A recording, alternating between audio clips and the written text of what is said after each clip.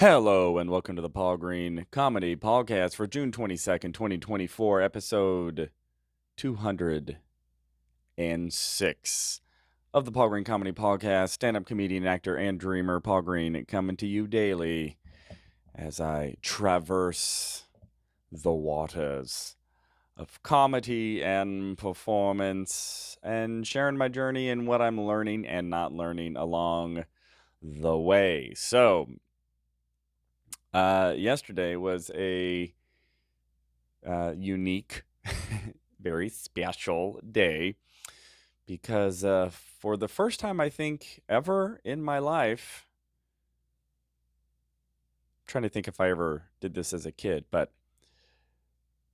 to my memory, for the first time in my life, yours truly played Batman. Hello, this is the Batman Podcast. So, those of you who follow the podcast know that I sort of randomly ended up joining one of those fairy tale children party companies, event companies that hire out character actors, and I have become a character actor. And yesterday, I dressed up as Batman and went to a 5-year-old's birthday party out in Queen Creek. And did a little photo shoot, just kind of hung around a little bit. It wasn't very long. I was only there like 30 minutes. And I don't know. I don't really know what to make of this yet. This is my second gig, or my third gig, second character. And, it's not like I asked for this or this is what I was looking toward doing. And when I'm driving out 20 miles in a latex mask going, is my life taking a wrong turn here?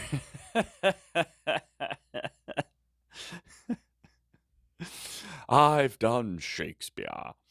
But then there's another part of me that goes, well, this is the perfect story. Yeah, he was dressing up as Batman at children's parties before this other thing happened.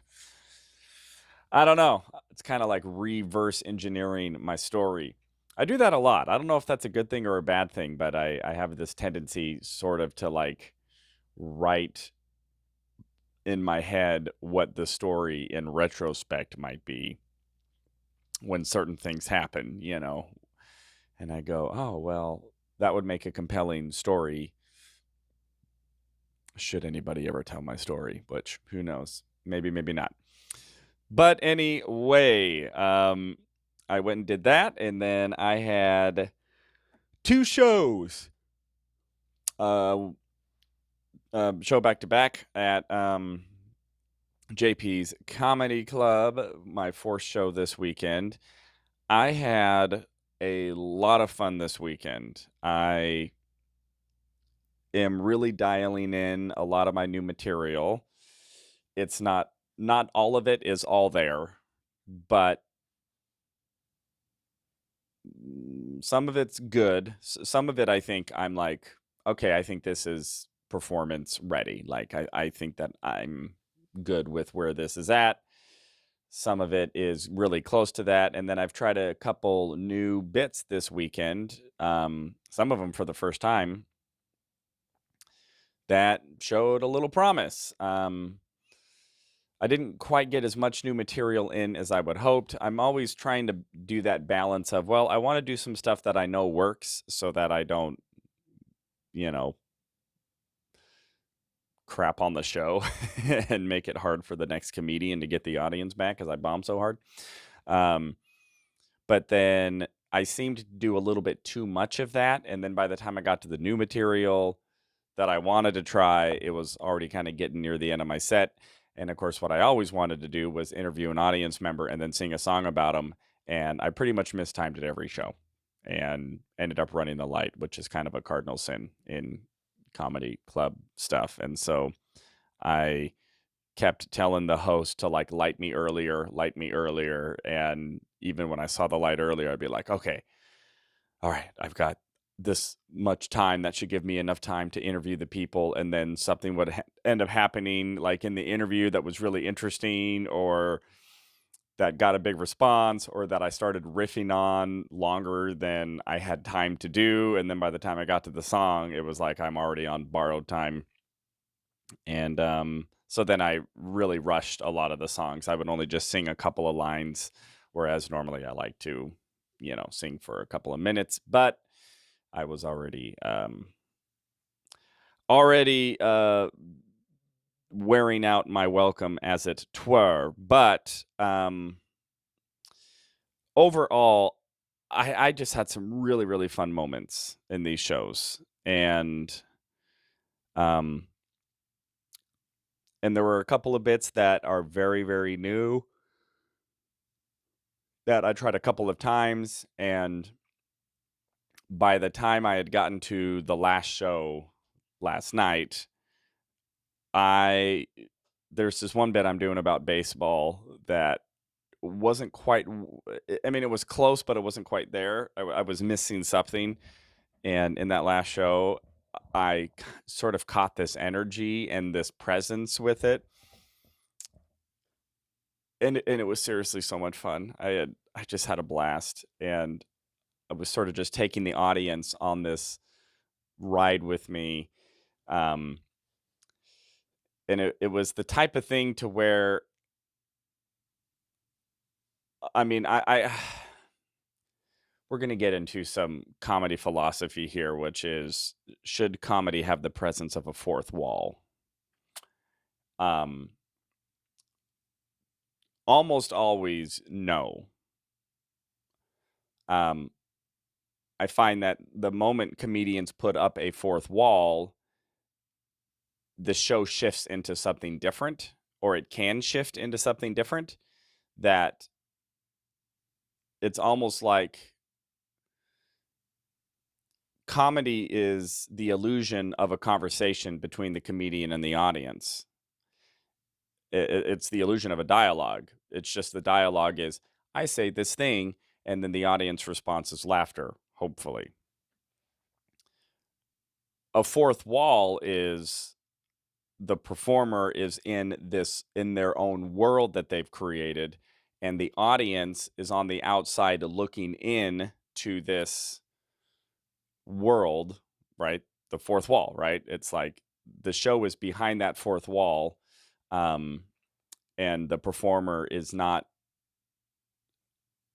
necessarily involving the audience unless they choose to break the fourth wall, like Shakespeare used to do, right? So one challenge that I have had as a comedian is, because I'm more of a comedic performer and actor and didn't start out as a stand-up comedian, it's like I would always look for excuses to create a fourth wall by going into bits to where I'm now acting out something in a manner that makes it less conversational and more, hey everybody, I'm doing this scene now. Everybody watch the scene. And it's not like it was the end of the world when I would do that, but I don't think it was the best approach. And but tonight in my baseball bit, I put up a fourth wall kind of for a long time. But I still did it in a manner that was still very present with the audience. So I wasn't excluding the audience. I was still conversing with them, but I was just demonstrating a certain idea that I had about baseball with a certain accent and stuff. And what was really cool is I was able to ride that scene for a little while. And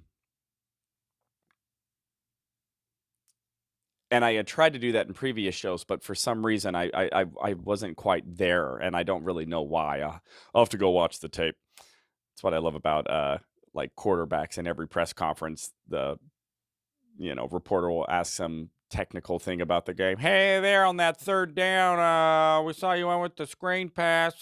Did you know that your X receiver was open there on the flat? Then they always say the same thing. Well, I'm gonna have to go watch the tape on that. I haven't had a chance to watch the tape. Once I see the tape, I'm not gonna really be able to answer that until I look at the tape.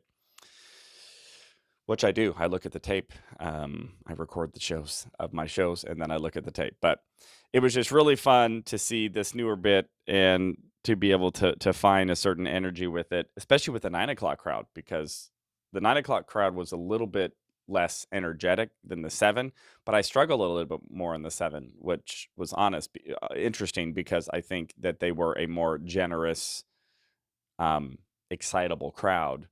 But I think that's even better sign that I was able to get connected to the 9 o'clock audience and do so in a manner that was really, really fun. And I I found a couple of funny little tags in some of the bits that I've been doing for a while, for the last couple of months here.